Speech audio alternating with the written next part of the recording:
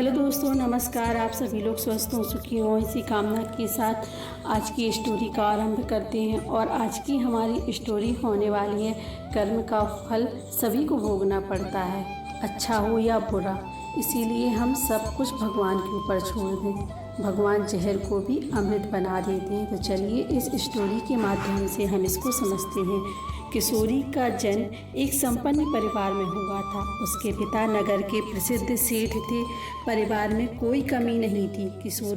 किशोर के दो बड़े भाई थे जो पिता के व्यवसाय में उनका हाथ बटाते थे, किंतु किशोर के लिए सब कुछ ठीक नहीं था। किशोर जन्म से ही नेत्रहीन था। इस कारण उसका सारा जीवन घर में ही व्यतीत हुआ। उसको घर में ही सभी सुख साधन उपलब्ध रहते थे। नेत्रहीनता के अतिरिक्त किशोर के लिए एक और कष्टकारी स्थिति थी कि उसकी माँ का निधन छोटी ही उम्र में हो गया था। यद्यपि किशोर के पिता और उसके भाई उससे अत्यधिक प्रेम करते थे और उसकी सुख सुविधा का पूर्ण ध्यान रखते थे, किंतु व्यापार की व्यस्तता के चलते वह घर में अधिक समय नहीं दे पाते। किशोर का जीवन सेवकों के सहारे ही चल रहा था, जिस कारण किशोर के मन में विरक्ति उत्पन्न होने लगी। वह ठाकुर जी के ध्यान में लीन रहने लगा। धीरे धीरे ठाकुर जी के प्रति उसकी भक्ति बढ़ती चली गई। अब उसका सारा समय ठाकुर जी के ध्यान और भजन कीर्तन में व्यतीत होने लगा। उसके पिता और उसके भाइयों को इससे कोई आपत्ति नहीं थी। उन्होंने उसको कभी इस कार्य को करने से नहीं रोका, किंतु समय की गति कौन रोक सकता है। समय आने पर दोनों बड़े भाइयों का विवाह हो गया। आरंभ में तो सब ठीक रहा, किंतु धीरे धीरे किशोर की भावनाओं को किशोर अखड़ने लगा। किशोर भी अब युवा हो चला था। उसकी दोनों भाभी किशोर की सेवा करना बिल्कुल भी पसंद नहीं करती थी। पहले तो वह इस बात को मन में छुपाए रही, किंतु धीरे धीरे इस बात ने किशोर के प्रति ईर्ष्या का भाव ले लिया। अपनी भाभी के इन भावनाओं से अनभिज्ञ किशोर उनसे अपनी माँ का रूप देखता था और सोचता था कि उसकी माँ की कमी अब पूर्ण हो गई है। धीरे धीरे ईर्ष्या विकराल रूप धारण करती जा रही थी। समय के बाद कुछ दिनों बाद किशोर के पिता का भी देहांत हो गया। अब किशोर पूर्ण रूप से अपने भाई और भाभी पर ही निर्भर हो गया था। उसके भाइयों का प्रेम अभी उसके प्रति वैसा ही बना रहा, किंतु कहते हैं कि त्रिया चरित्र के आगे किसी की नहीं चलती। अवसर देख किशोर की भाभियों ने अपने पतियों को किशोर के विरुद्ध भड़काना आरंभ कर दिया। जैसे जैसे समय बीतता गया उनका षड्यंत्र बढ़ता गया। अंततः वह दिन भी आ गया जब किशोर के भाई भी पूर्ण रूप से किशोर के विरुद्ध हो गए। अब उनको भी किशोर अखड़ने लगा था। इस सब बातों से अनभिज्ञ सहज सरल हृदय किशोर अब भी ठाकुर जी की भक्ति में ही लीन रहता था।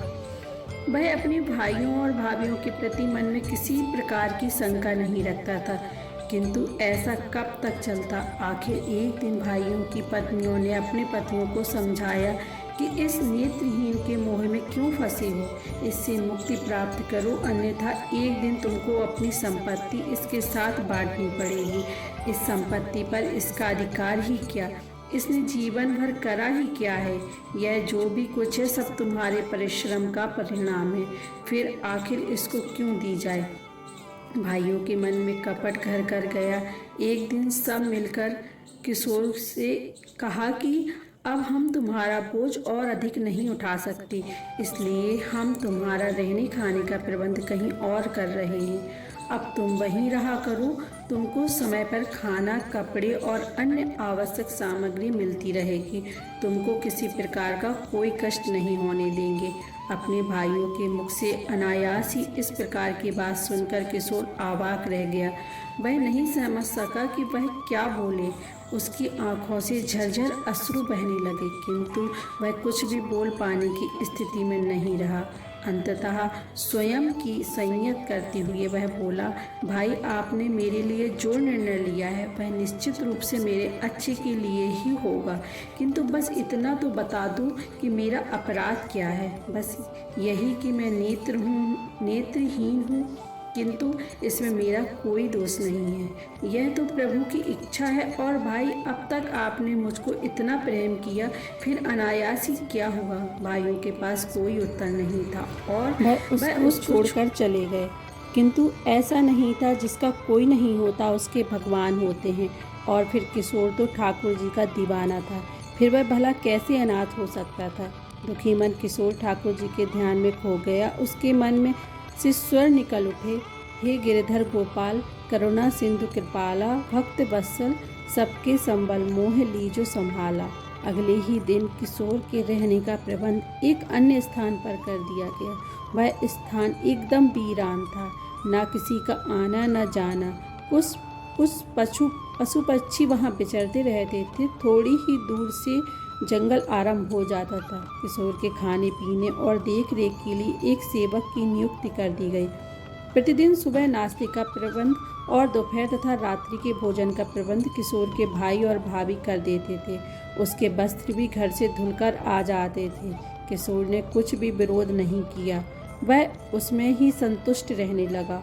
उसका नियम था, वह जब भी कुछ भोजन करता पहले अपने गोविंद का स्मरण करता, उनको भोजन अर्पित करता और उस भोजन के लिए धन्यवाद देकर तब भोजन ग्रहण करता। कुछ दिन यह क्रम चलता रहा। इसी बीच किशोर की दोनों भाभियों को किशोर का यह प्रतिदिन का खाने और वस्त्र का प्रबंध भी अखरने लगा। तब दोनों ने मिलकर एक भयानक षड्यंत्र रचा। उन्होंने किशोर को समाप्त करने की योजना बनाई। अगले दिन रात्रि के भोजन में विष मिलाकर सेवक के हाथ भेज दिया। इस बात से अनभिज्ञ सेवक भोजन लेकर पहुंचा और किशोर को भोजन सौंप दिया। किशोर ने भोजन प्राप्त किया और प्रतिदिन की भांति भोजन गोविंद को अर्पित किया। अब जिसके साथ गोविंद सदा रहते हों, उसके सामने कोई षड्यंत्र भला क्या करता। गोविंद के भोजन स्वीकार करते ही भोजन प्रसाद के रूप में परावर्तित हो गया। किशोर के सुख पूर्वक भोजन किया, भगवान का धन्यवाद किया और लग गया हरि भजन में। उधर दोनों भाभी प्रसन्न थी कि चलो आज पीछा छूटा। अगले दिन अनजान बनकर उन्होंने फिर से प्रातः का नाश्ता तैयार किया और सेवक के हाथ भेज दिया, इस आशा से कि थोड़ी ही देर में सेवक उनके मन को प्रसन्न करने वाली सूचना लेकर आएगा। नाश्ता देकर जब सेवक वापस लौटा तो किशोर को कुशल जान उनको बड़ा आश्चर्य होगा। वह दोनों पाप बुद्धि यह नहीं जान पाई कि जिसका रक्षक दया निधान है, उसका भला कोई क्या बिगाड़ सकता है। उन्होंने सोचा हो सकता है कि किसी कारणवश किशोर ने रात्रि में भोजन ही न किया हो। ऐसा विचार कर उन कुटिल स्त्रियों ने अपने मन की शंका का समाधान स्वयं के करने की ठानी। उस दिन उन्होंने दोपहर के भोजन में किशोर के लिए खीर बनाई और उसमें पहले से ही अधिक तीक्ष्ण विष मिला दिया। वह स्वयं ही खीर लेकर किशोर के पास गई और किशोर से बड़े ही प्रेम से व्यवहार किया और पूछा कि आज तुम्हारा चेहरा कुछ उदास लग रहा है, क्या रात्रि में भोजन नहीं किया। अपनी भाभियों को वहाँ देख निर्मल मन किशोर बहुत प्रसन्न हो गया और वह बोला, नहीं भाभी, मैंने तो भोजन करा था, बहुत स्वादिष्ट लगा। यह तो आपका प्रेम है जो आपको ऐसा प्रतीत हो रहा है। यह सुनकर दोनों पापी स्त्रियां शंका में पड़ गईं कि इसने भोजन किया तो फिर यह जीवित कैसे है। उनकी पाप बुद्धि ने अब भी उनका साथ नहीं दिया और वह सत्य को नहीं पहचान पाई। उन्होंने विचार किया कि किशोर हमसे झूठ बोल रहा है। तब उन्होंने प्रेम पूर्वक किशोर को खीर देकर कहा, आज हम तुम्हारे लिए अपने हाथ से खीर बनाकर लाए हैं और अपने सामने ही खिलाकर जाएंगे। उनके कपटपूर्ण प्रेम के नाटक को किशोर नहीं जान पाया। उसकी आंख में आंसू आ गए। उसने प्रेम से वह खीर ली और खाने बैठ गया, किंतु खाने से पूर्व वह अपने गोविंद को नहीं भूला। उसने प्रेम पूर्वक गोविंद को स्मरण किया, उनको खीर अर्पित की और प्रेम पूर्वक खाने लगा। फिर कैसा विष और कैसा षड्यंत्र, वह सुखपूर्वक सारी खीर खा गया। उधर उसकी भाभियों ने उसको खीर खाते देखा तो सोचा कि हो गया इसका तो अंत, अब यहाँ रुकना उचित नहीं है। ऐसा विचार कर वह तुरंत ही वहाँ से निकल गई। खीर खाने के बाद किशोर ने भाभी को धन्यवाद कहा, किंतु वह वहाँ होती तब ना। किशोर को बहुत आश्चर्य हुआ कि अनायासी वह दोनों कहाँ चली गईं। जब कोई उत्तर नहीं मिला तो उसने भगवान को पुनः स्मरण किया और हरि भजन में तल्लीन हो गया। उधर दोनों भाभी प्रसन्न मन अपने घर पहुंची तो देखा घर में कोहराम मचा था। देखा तो पता चला कि उन दोनों के पुत्रों ने कोई विषैला पदार्थ खा लिया, जिससे उनकी मृत्यु हो गई। यह देख दोनों को काटे तो खून नहीं की स्थिति में पहुंच गया। अब उनको अपने पाप का एहसास हो गया। वह जान गई कि भगवान ने उनको अपने कर्मों का दंड दिया है। वह दोनों दहाड़े मार मार कर रोने लगी और खुद को कोसने लगी। उधर एक सेवक दौड़ा दौड़ा किशोर के पास पहुंचा और सारी घटना सुनाई। सुनकर किशोर एकदम से विचलित हो गया और रो पड़ा। वह सेवक से बोला, भाई मुझको वहाँ ले चलो। सेवक किशोर को लेकर घर पहुँचा। वहाँ जाकर किशोर ने देखा सभी लोग जोर जोर से विलाप कर रहे हैं। उसके भाई और भाभी का तो रो रो कर बुरा हाल था। किशोर को वहाँ जीवित खड़ा देख दोनों भाभी सन्न रह गईं और अब उनको इस बात का विश्वास हो गया कि जिस किशोर को उन्होंने ठुकरा दिया और जिसकी हत्या करने की कुचेष्टा करी, भगवान स्वयं उसके साथ हैं। इसीलिए उसका बाल भी बांका नहीं हुआ, बल्कि भगवान ने उनको ही उनकी करनी का फल दिया। अब वह दोनों कुटिल स्त्रियां किशोर से भयभीत हो उठीं और उसके पैरों में गिरकर अपने सारे अपराध स्वीकार कर लिए और उनको क्षमा करने की दुहाई देने लगी। किशोर और उसके भाई उन दोनों के इस षड्यंत्र को सुन अवाक थे, किंतु किशोर तो वहाँ उन बच्चों की खातिर आया था। किशोर ने सेवक से कहा, मुझको बच्चों तक पहुँचा दो। सेवक ने ऐसा ही करा। बच्चों के पास जाकर किशोर ने श्री गोविंद को स्मरण किया और प्रार्थना करी कि हे गोविंद, आज मेरी लाज आपके हाथ में है। इन दोनों मासूमों का जीवन दान दो या फिर मेरा भी जीवन ले लो। ऐसी प्रार्थना कर किशोर ने दोनों बच्चों के सर पर हाथ रखा। ठाकुर जी की लीला अपने भक्त की पुकार को कैसे अनसुना कर दिए।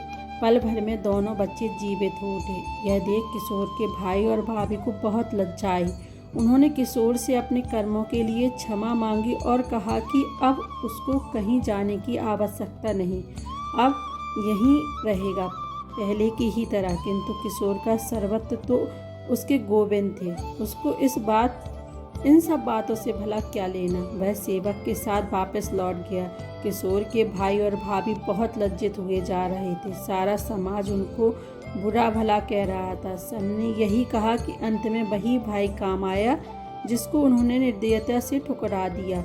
उन सभी को सारी रात नींद नहीं आई। अगले दिन सभी ने मिलकर किशोर को वापस लाने का निर्णय किया। सब लोग मिलकर किशोर के पास पहुँचे, किंतु किशोर को पहले ही सब कुछ भांप चुका था। वह लोग जब किशोर के निवास पर पहुँचे तो किशोर वहाँ नहीं था। वह वहाँ से जा चुका था। भाई भाभी को बहुत पछतावा हुआ। उन्होंने किशोर को आसपास बहुत खोजा, किंतु वह नहीं मिला। निराश मन सब लोग वापस लौट आए। उधर जंगल में कहीं दूर स्वर लहरियाँ गूंज रही थीं। हे गिरधर गोपाल, करुणा सिंधु।